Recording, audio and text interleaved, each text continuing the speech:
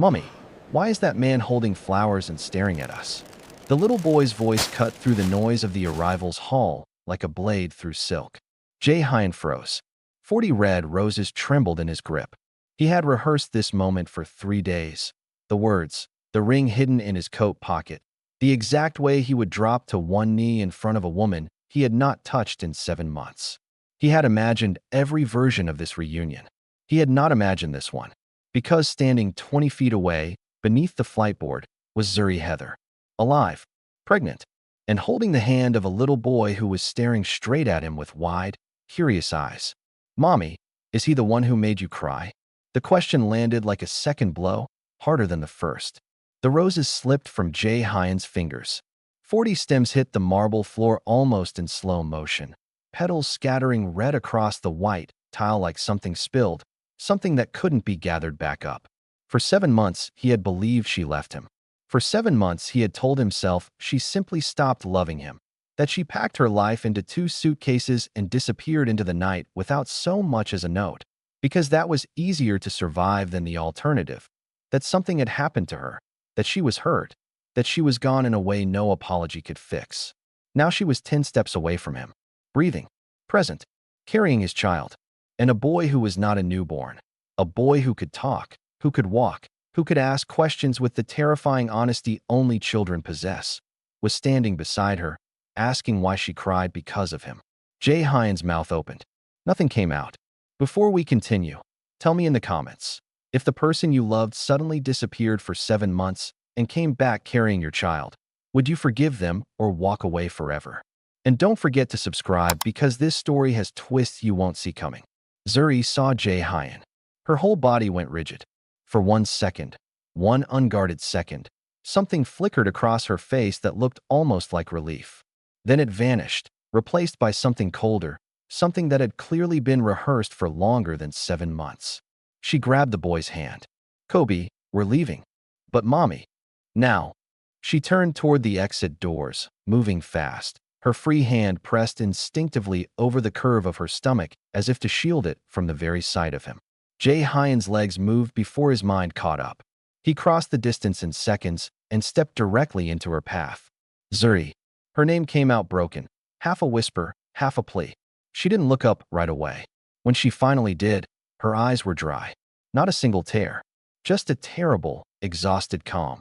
The calm of a woman who had already cried every tear she had for him a long time ago. "Move," she said quietly. "Zuri, please. Just talk to me. I've been looking for you for 7 months. I hired people in 3 countries. You hired people?" Her laugh was short and humorless. "That's interesting, because the people your company hired 7 months ago told me to disappear and never come back." Behind Jae Hyeon, a woman in a cream-colored coat had gone still. Unserium. She had arrived at the same terminal to meet him. His assistant had arranged for her to be there when the proposal happened, a small detail he now deeply regretted, and the color had drained from her face the moment Zuri spoke. Jae Hyeon didn't notice. His entire world had narrowed to the woman in front of him and the boy hiding behind her legs. "Who is he?" he asked, his voice cracking on the question he wasn't sure he wanted answered. He nodded toward the boy without daring to look directly at him. "Zuri. Who is he?" Zuri's jaw tightened. When she spoke, each word was carved from something sharp. "The child you abandoned before he was even born." The airport noise seemed to fall away. The announcements, the rolling suitcases, the 100 strangers moving in every direction. All of it dimmed into a dull hum somewhere far outside the 3 feet of space between them. "That's impossible," Jae Hyeon whispered. "That's exactly what I thought," Zuri said. "The day your people paid me to vanish." She stepped around him. He reached for her arm, gently, desperately, but she pulled free without looking back. "Zuri, wait. Please. Whatever you think happened, I swear to you, I didn't." "Goodbye, Jae Hyeon." She walked toward the exit with the boy's hand in hers, her shoulders squared, her pace steady, refusing to run, refusing to give him the satisfaction of watching her fall apart in public one more time. Jae Hyeon stood frozen among scattered rose petals, watching the automatic doors swallow her whole. Sariam finally found her voice behind him. "Jae Hyeon, who was that?" He didn't answer. He was already running. The car ride to his office was silent except for the sound of his own heartbeat pounding in his ears.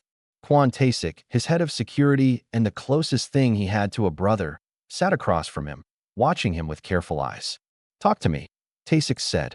"She's alive," Jae Hyeon said, staring at nothing. "She's alive, Tae-sik. She's pregnant. And there was a boy. A little boy who called me the man who made her cry." "A boy? How old?" "I don't know. 3, maybe." He could talk in full sentences. Tae-sik's brow furrowed. "Jae Hyeon. She's only been gone 7 months." "I know. So the boy isn't." "I don't know what he is," Jae Hyeon snapped, then immediately pressed his palms against his eyes, ashamed of the sharpness in his own voice. "I'm sorry. I'm sorry. She said I abandoned him before he was born. She said my people paid her to disappear." Tae-sik went very still. "Your people?" "That's what she said." "Jae Hyeon, you searched for her for 7 months. You spent millions on investigators. You barely slept. You think I don't know what those months did to you?" "Whoever told her that lied to her." "Then someone lied to her convincingly enough that she believed it for 7 months," Jae Hyeon said. "Convincingly enough that she looked at me today like I was a stranger who hurt her on purpose." He turned to the window, watching the city blur past, and for the first time in 7 months, he allowed himself to feel the full, suffocating weight of everything he didn't understand. "Find her," he said. "Find where she's staying. Tonight. And if she doesn't want to be found." Jae Hyeon closed his eyes. "Then find her anyway. I need the truth, Tae-sik, even if it destroys me." Zuri sat on the edge of a hotel bed that night with Kobi asleep beside her, one small hand curled against her arm. She stared at the ceiling, one palm resting over her belly, feeling the faint, fluttering movement of the child inside her. She hadn't expected to see him today. She had planned everything so carefully. Fly in quietly, go straight to the clinic for her appointment, avoid every place he might be. She hadn't accounted for the fact that his private jet's arrival gate happened to sit directly across from international arrivals. She hadn't accounted for the roses. 40 of them. She remembered the significance instantly. The number they used to joke about. The number he said he'd bring her the day he finally proposed. 1 rose for every week they'd known each other before he fell in love with her. He had actually done it. He had actually shown up with 40 roses. Her hand trembled against her stomach. "You don't get to make me doubt this," she whispered to no one. "Not again." She thought back to the night everything fell apart. The night she sat alone in their apartment, holding a positive pregnancy test, terrified and thrilled in equal measure, planning exactly how she would tell him. 2 days later, a courier arrived at her door instead of him. A thick envelope. Legal letterhead. His signature at the bottom of every page, the one she'd seen 1,000 times on contracts and cards and love notes. Relocation documents. A settlement. And 1 line, typed cold and final beneath his signature. "You and the child can never be part of my future." She had read it 11 times before she believed it. Then she packed 2 suitcases and left Korea that same night, carrying a secret she swore she would never let touch her heart again. Except it wasn't entirely a secret from him she carried. Kobi wasn't 7 months old. He was nearly 3. She had already been a mother, already pregnant with another man's child, a man who left her before Kobi was even born, when she met Jae Hyeon. She never told him.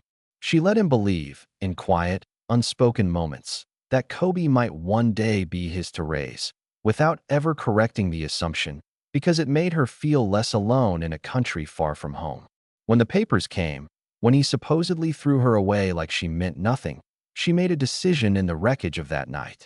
If he could believe a lie so easily, if he could sign away a child he thought was his without a second thought, then let him carry that lie a little longer. Let him feel, even for a moment, a fraction of what she felt reading that letter. She never told him Kobi wasn't his. But there was one truth she couldn't lie about, one truth growing inside her right now, undeniable and real. This baby, the one due in 6 weeks, was his.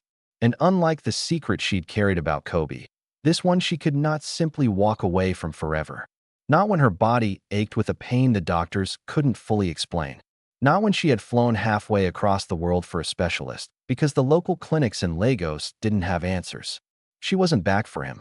She told herself that over and over as she finally closed her eyes. She wasn't back for him. 2 floors below Jae Hyeon's office the next morning, Taesik laid a folder on the desk without a word. Airport security, he said. Camera 4, gate arrivals, 40 minutes before her flight landed. Jae Hyeon opened it.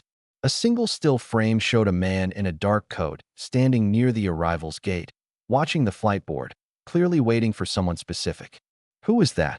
One of Chairman Han's private drivers, Taesik said. He's worked for the old man for 11 years. Jae Hyeon's stomach turned to stone. You're telling me someone in this building knew she was arriving? Before I did. Someone knew exactly when and where. Taesik confirmed. This wasn't a coincidence, Jae Hyeon. Someone has been tracking her. For how long? Taesik hesitated, which told Jae Hyeon everything before the answer came. The relocation documents, Taesik said quietly. I traced the drafting file. It originated from an internal server, Chairman Han's private office. The folder fell from Jae Hyeon's hands, papers spilling across the desk exactly the way the roses had spilled across the airport floor the day before. That's not possible, he said. He raised me. After my parents died, he was the only. I know, Taesik said gently. I know what he means to you. That's why I checked 3 times before I brought this to you. Jae Hyeon sat in silence for a long moment, staring at the papers as if they might rearrange themselves into a different, kinder truth. They didn't. Get the car, he said finally, his voice flat and hollow. I need to speak to my grandfather. Chairman Han Doyen's study smelled of cedar and old paper, the same smell it had carried since Jae Hyeon was a boy of 9, newly orphaned, sitting in the corner chair while the old man taught him what it meant to survive in a world built on power. Han didn't look up from his tea when Jae Hyeon entered. You look like a man who already knows the answer to the question he's about to ask, Han said. So ask it anyway. It's better than standing there wasting both our time. Did you forge the documents that sent Zuri away? Han finally lifted his eyes. There was no fear in them, no shame, only the same calm authority Jae Hyeon had grown up trusting without question. Yes. The single word landed harder than any denial could have. You, Jae Hyeon's voice broke. She thought I abandoned her. She thought I abandoned our child. She has spent 7 months believing I threw her away like she was nothing. She still believes it, Han said simply, sipping his tea. That means it worked. How could you do this to me? Han set down his cup with deliberate precision. How could I not? You loved her enough to destroy everything you were built to inherit. This company has secrets you don't even know about. Debt buried under 3 shell holdings. Investors circling like vultures waiting for one reason to pull out. Do you understand what would have happened if the press discovered our CEO impregnated a foreign architect out of wedlock in the middle of merger negotiations? Do you understand what that scandal would have cost us? You destroyed my life to protect a merger. I protected everyone's lives, Han snapped, rising to his feet for the first time. Yours. Hers. Every employee whose salary depends on this company surviving the next 18 months. You think love is the most important thing in this world, Jae Hyeon, because you have never once had to watch an empire collapse and take 3,000 families down with it. She was pregnant, and you paid her to disappear like she was an inconvenience. I paid her to survive, Han said, his voice suddenly quieter, almost tired. Do you think I wanted her to hate you? I gave her enough money to raise that child comfortably, in safety, far from cameras and scandal and men who would have hunted a black woman carrying the heir to a Korean conglomerate for a story. I did what I thought was mercy. That wasn't mercy, Jae Hyeon said, his voice shaking with a fury he had never once directed at this man. That was theft. You stole 7 months of my son's life from me. You stole 7 months of her trust in me. And you did it without asking, without telling me, like I was a child who couldn't be trusted with my own future. Because you weren't, Han said. You would have chosen her over the company in a heartbeat, and you know it. Yes, Jae Hyeon said, without hesitation, without even a flicker of doubt. I would have. I still would. Something in Han's expression cracked, just slightly, just enough to show the old man understood exactly what he'd broken and could not put back together. Jae Hyeon turned and walked out without another word. He drove straight to the hotel Taesik had identified, running 2 red lights, gripping the wheel so hard his knuckles went white. He took the elevator 2 at a time, knocked on her door with a fist that trembled. No answer. He knocked again. Zuri, please, I need to explain. I know everything now. I know what happened. Please, just open the door. Silence. He tried the handle. Locked. He called the front desk, used every ounce of authority his name still carried to get a manager to open the room. It was empty. The closet doors hung open, drawers pulled out and left ajar in the rush of someone packing fast. On the nightstand sat a folded note, his name written across the front in her familiar, slanted handwriting. His hands shook as he opened it. Asterisk, I came back for medical treatment. Nothing more. Please don't look for me. Z. Asterisk. 6 words that gutted him more thoroughly than any legal document ever could. He sank onto the edge of the bed, the note crumpling in his fist, and for the first time since his parents died, Jae Hyeon allowed himself to cry. His phone rang 30 minutes later. Taesik's voice was tight, urgent, stripped of its usual calm. Jae Hyeon, you need to get to Seoul General. Now. What happened? She collapsed at the train station. Someone called an ambulance. Complications with the pregnancy. They're saying it's serious. Jae Hyeon, you need to go now. He was already running before Taesik finished the sentence. The hospital corridor smelled of antiseptic and fear. Jae Hyeon burst through the doors of the maternity ward with a desperation that made 2 nurses step back in alarm. Zuri Heather, he said, breathless. Where is she? Please, I need to see her. A nurse guided him to a private room, warning him gently that she'd been stabilized but was still weak, that the stress of the collapse had triggered early contractions that had, thankfully, been slowed with medication. He stepped inside and found her lying against a stack of pillows, pale, and 4 taped to the back of her hand. Kobi curled asleep in a chair beside her bed with a nurse's blanket draped over his small shoulders. Zuri's eyes opened when the door clicked shut. For a long moment, neither of them spoke. You shouldn't be here, she finally whispered, her voice hoarse. I couldn't stay away, he said. Not after that note. Not after what almost happened today. I'm fine, she said, though her voice cracked halfway through the sentence, betraying the lie. You're not fine, Zuri. Look at you. You collapsed. You're lying in a hospital bed carrying my child, and I didn't even know you were sick until a security guard called me. His voice broke. How long have you been in pain? She looked away from him, toward the window, toward anything that wasn't his face. Weeks. Since before I left Lagos. Why didn't you tell me? Tell you? She let out a short, bitter laugh, tears finally welling in her eyes after 7 months of holding them back. Jae Hyeon, you sent me away. You told me, and the child I was carrying could never be part of your future. What exactly was I supposed to tell you? I never sent that letter. He crossed the room and knelt beside her bed, taking her hand as gently as he could, terrified she would pull away and relieved when she didn't. I swear to you on everything I have left in this world, I never signed those papers. Someone forged my signature. Someone in my own family did this to us. Your family? Chairman Han, he said. He admitted it to my face 2 hours ago. He was terrified a scandal would collapse the company during a merger. He thought he was protecting everyone by making you disappear. Zuri's face crumpled, a lifetime of grief finally breaking through the composure she'd built brick by brick over 7 months. I wasn't angry because you sent me away, she said, her voice shaking. I could have survived that. Women survive worse every single day. Then why? I was angry, she said, tears finally spilling freely down her cheeks. Because I loved you enough to believe you could actually do that to me. I built you up in my head as someone incapable of that kind of cruelty, and then one letter tore that image apart in 5 minutes. I didn't just lose you that night, Jae Hyeon. I lost the version of you I trusted with everything I had. Jae Hyeon pressed his forehead gently against the back of her hand, his own tears falling freely now, unashamed.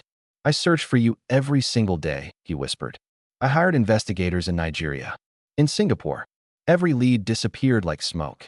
I thought you simply stopped loving me. I never once imagined someone was actively working to keep us apart. I thought the same about you, she whispered back. That you simply decided I wasn't worth the risk. I would burn this entire company to the ground for you, he said. I would have burned it 7 months ago if I'd known the truth. She finally looked at him, really looked at him, searching his face for the lie she'd spent 7 months preparing herself to find. She didn't find it.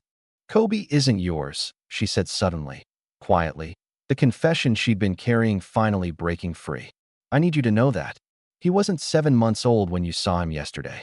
He's almost 3. I was already pregnant with him when we met.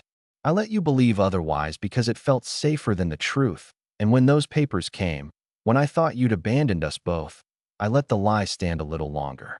I wanted you to feel even a fraction of what I felt. Jae Hyeon absorbed this slowly, silently, watching the boy sleep in the chair beside them. But this baby, Zuri continued, her hand moving instinctively to her stomach, this one is yours. There's no lie left to tell about her. Her. They think it's a girl. Something in Jae Hyeon's chest cracked open. Grief and joy tangled so tightly together, he couldn't separate one from the other. Thank you, he whispered, for telling me the truth. Even now, even after everything. I can forgive a lie, Zuri said softly, her eyes finally meeting his without flinching. I proved that to myself just now. But I can't rebuild 7 months of broken trust in one hospital room, in one night. It doesn't work that way, Jae Hyeon. Not for me. I know, he said. I'm not asking for one night. I'm asking for one day at a time, however long that takes.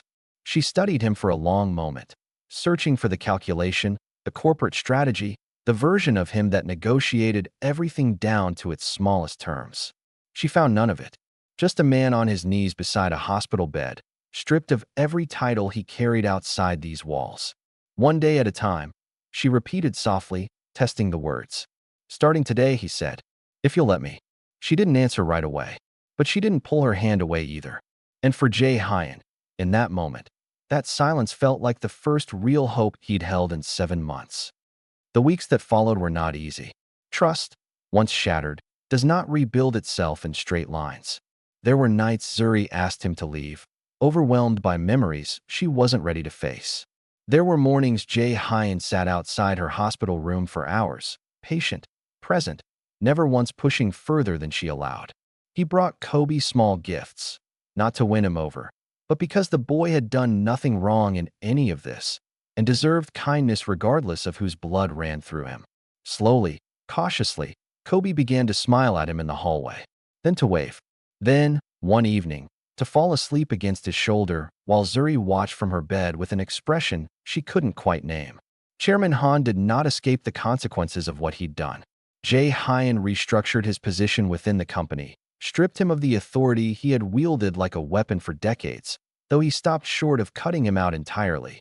Some ties, even poisoned ones, were not so easily severed. Han never apologized, but in the quiet after the confrontation, something in the old man's eyes suggested he understood, at least once, what real cost looked like. Serium disappeared from Jae Hyeon's orbit entirely within days, quietly resigning from the gallery contract that had first brought her into his life, carrying her own private regrets about the small role she'd unknowingly played in a much larger deception. And through it all, day by day, conversation by careful conversation, something between Jae Hyeon and Zuri began, slowly, to mend. 6 weeks later, in the same hospital, a different room, Zuri gave birth to a daughter. Jae Hyeon stood beside the bed through every hour of it, gripping her hand, whispering encouragement, weeping openly when the first cry filled the room, a sound more beautiful to him than anything he had ever heard in 38 years of life. They named her Yejin, precious truth. 3 days after the birth, Jae Hyeon walked into Zuri's hospital room carrying a single red rose. Not 40 this time, just one. He placed it gently on the table beside her bed. Zuri looked at it, then at him, a small, tired smile tugging at the corner of her mouth. Only one. I brought 40 roses the day I thought I was going to propose to you, he said, sitting carefully on the edge of the bed, careful not to jostle the sleeping newborn cradled against her chest. One for every week we knew each other before I fell in love with you. That day, I lost you before I even got the chance to ask. He reached out and brushed a strand of hair from her forehead, his hand lingering against her cheek. 1 rose is enough for the day I found my family again, he said quietly. I don't need 40 reasons anymore, Zuri. I only need one. You. Her. Kobi. That's the only reason I have left, and it's enough to build everything else on. Zuri's eyes filled with tears, but for the first time in nearly 8 months, they weren't tears of grief. Just then, the door creaked open, and Kobi peeked inside, still small enough to need a boost to see over the edge of the bed. He climbed up carefully, settling beside his mother, staring at Jae Hyeon with the same wide, unguarded curiosity he'd had the day at the airport. "Are you staying this time?" the boy asked. The question hung in the air, simple and enormous all at once. Jae Hyeon looked at Zuri, then at the newborn sleeping peacefully in her arms, then back at the little boy who had, without ever meaning to, changed the entire course of his life with one honest question in an airport terminal months ago. "I'm not going anywhere," Jae Hyeon said, and this time, there was no forged letter, no hidden agenda, no distance between the words and the truth behind them. Kobi studied him for a moment longer, the way children do when deciding whether an adult can finally be trusted. Then he reached out and took Jae Hyeon's hand. And for the first time in 7 long months, Jae Hyeon finally felt like he had arrived exactly where he was always meant to be. If this story touched your heart, don't leave without liking this video and subscribing to AfroK Script TV. Before you go, answer this in the comments. If you were Zuri, would you have forgiven Jae Hyeon after 7 months of pain and misunderstanding? And if you were Jae Hyeon, would you have fought for her after learning the truth? I'd love to hear your thoughts, and I'll see you in our next story.